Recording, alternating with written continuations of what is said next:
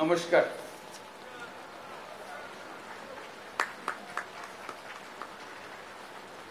তার সঙ্গে শারদীয় দুর্গাপূজার অভিনন্দন।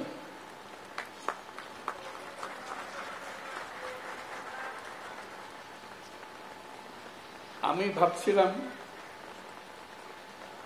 এবার বোধহয় এই আনন্দ থেকে আমাকে সবাই বঞ্চিত করে ফেলবে। আমি নাছোড়বান্দা, আমি বললাম যে আমি যাবই।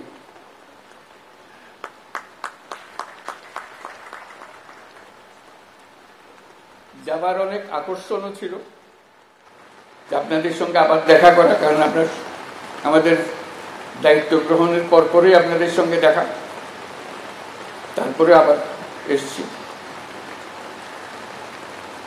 এই আনন্দ থেকে আমি বঞ্চিত হতে চাচ্ছিলাম না।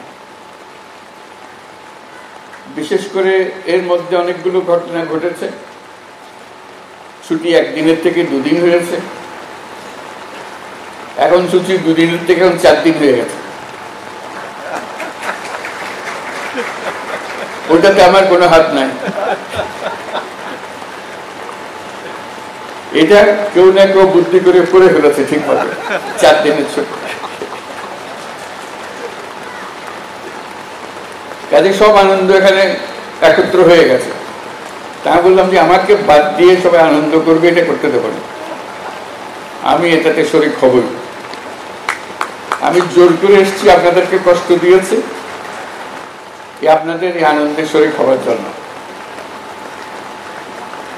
আমি থাকতে পারছি না কেন?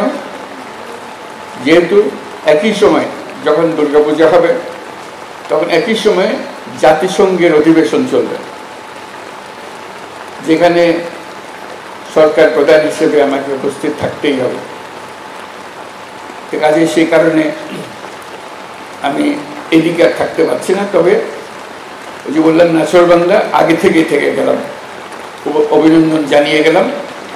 আবার সুযোগ করে পরবর্তীতে আরেকদিন আসবো।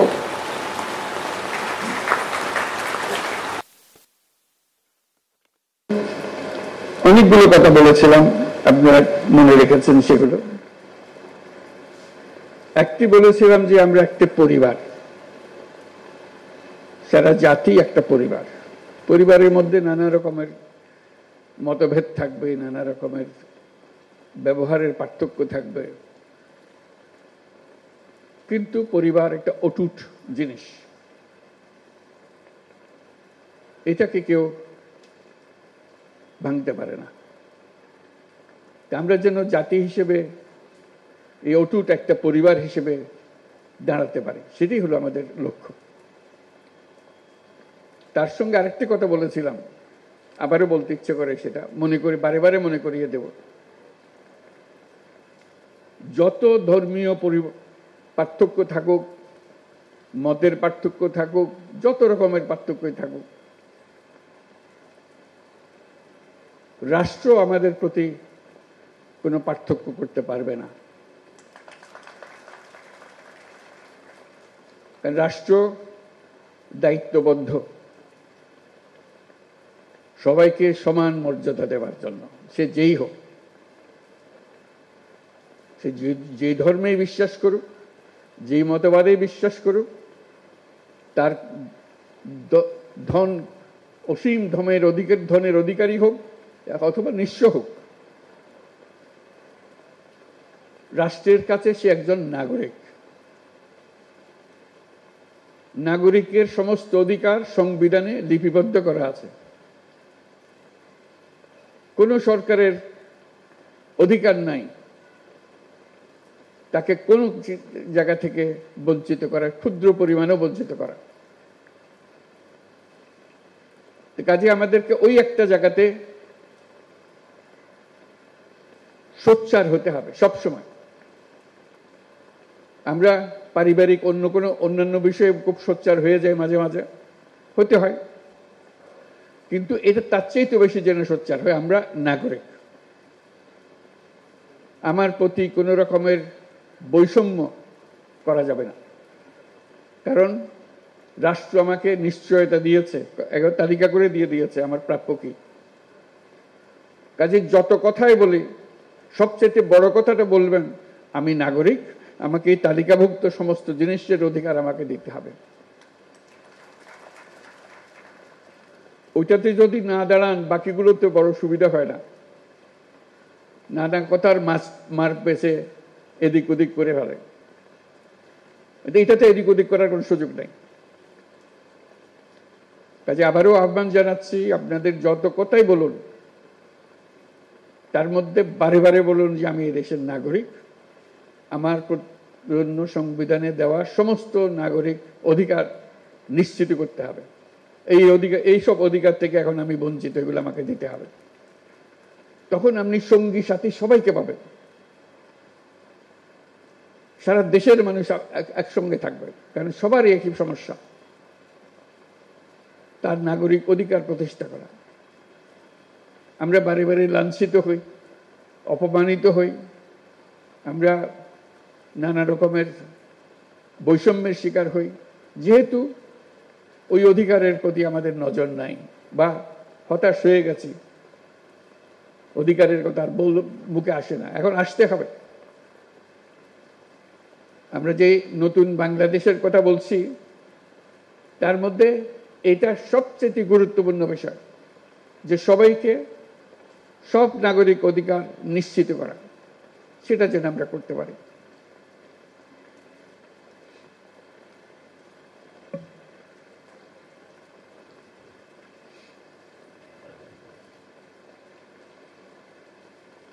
আরেকটা কথা বলেছিলাম, এখানে উল্লেখ হয়েছে যে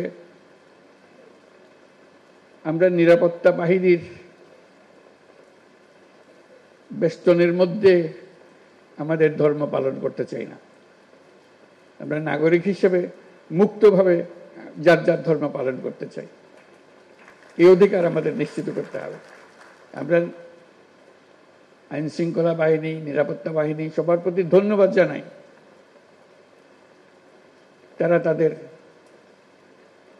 ভূমিকা পালন করার জন্য। কিন্তু আমরা এমন একটা দেশ বানাতে চাই যেখানে এরকম নিরাপত্তা বাহিনীর বেষ্টিত হয়ে ধর্ম পালন করে একটা হাস্যকর জিনিস হয়। এটা কি কথা হলো? এটা কোন ধরনের দেশ বানালাম আমরা? এরকম দেশ বানানোর জন্য এত রক্তপাত, এত কিছু হলো? আমরা সেটা চাই না। আমরা সম্পূর্ণ নিরাপত্তার মধ্যে, সম্পূর্ণ বিশ্বাসের মধ্যে আমরা আমাদের যার যার মত, যার যার ধর্ম পালন করতে চাই, এই নিশ্চয়তা আমরা চাই। আমরা ঐক্যের কথা বলি, যে ঐক্যের কথা আমরা বলি সেই ঐক্য দুর্গাপূজার কাঠামোর মধ্যেই আছে। সনাতনী ধর্ম বিশ্বাস মতে 10 ভুজা দুর্গাপূজার কাঠামোতে দেশ ও জাতির সব ধরনের ঐক্য সংহতির প্রতীক আছে। লক্ষ্মীর ধন সম্পদ, সরস্বতীর জ্ঞান, কার্তিকের বীরত্ব, গণেশের সাফল্য, 10 ভুজা দুর্গার অসীম শক্তি সম্মিলিতভাবে সমস্ত অশুভ শক্তিকে পরাজিত করে। এর মধ্যেই ঐক্যবদ্ধ হবার চিত্র আছে। জ্ঞান নিয়ে, সম্পদ নিয়ে, শক্তি নিয়ে, সবাই যার যার শক্তি নিয়ে ঐক্যবদ্ধ হলে আমরা সব অশুভ শক্তিকে পরাজিত করতে পারব। কারো সাধ্য নেই এর থেকে আমাদেরকে বঞ্চিত করে।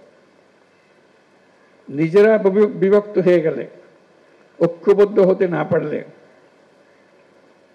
আমরা জাতি হিসেবে ব্যর্থ হয়ে গেলাম।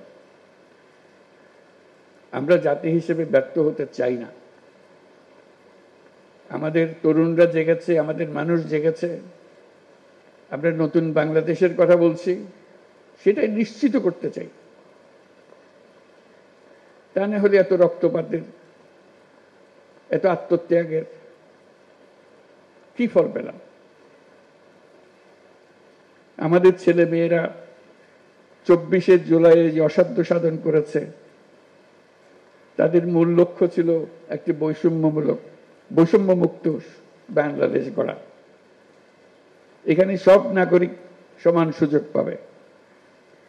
আমাদের ছেলেমেয়েরা সে যে ঘরেই জন্মগ্রহণ করুক না কেন, সে ছেলে হোক আর মেয়ে হোক, সবাই নাগরিকের সমান সুবিধা পাবে। পুরো বিশ্বকে তাক লাগিয়ে দেওয়ার শক্তি তাদের আছে। তারা কেউ বন্দী থাকার জন্য জন্মগ্রহণ করে নাই, কারো ভয়ে পালিয়ে থাকার জন্য জন্মগ্রহণ করে নাই। আমরা তাদেরকে সে সুযোগ দিতে চাই। তারা নিজের মতো করে গড়ে উঠবে, দেশকে গড়ে তুলবে, পৃথিবীকে গড়ে তুলবে। আমরা এমন রাষ্ট্র গঠন করতে চাই, পৃথিবী আমাদেরকে অনুসরণ করবে। জুলাই গণঅভ্যুত্থানের মধ্য দিয়ে আমরা বৈষম্য, দুর্নীতিমুক্ত একটি সমৃদ্ধ দেশ গড়ার যে অগ্রযাত্রা শুরু করেছি, তার সফল বাস্তবায়ন করতে হলে ধর্ম, বর্ণ ভেদাভেদ ভুলে সকলকে একসঙ্গে কাজ করতে হবে। সব অশুভ, অন্যায়, অন্ধকারকে পরাজিত করে ঐক্য সম্প্রীতির জয় হবে। বাংলাদেশ এগিয়ে যাবে কল্যাণ ও সমৃদ্ধির পথে। সবাইকে আবারও শারদীয় দুর্গোৎসবের শুভেচ্ছা জানাচ্ছি। এবার মনটা শান্ত হলো যে আপনাদের সঙ্গে দেখা হলো দুর্গাপূজা উপলক্ষে। আপনারা সাক্ষী দেবেন যে আমি হাজির ছিলাম। এখন শান্ত মনে আমি জাতিসংঘের দিকে রওনা হতে পারবো। সবাই দোয়া করবেন, আশীর্বাদ করবেন। নমস্কার, ধন্যবাদ।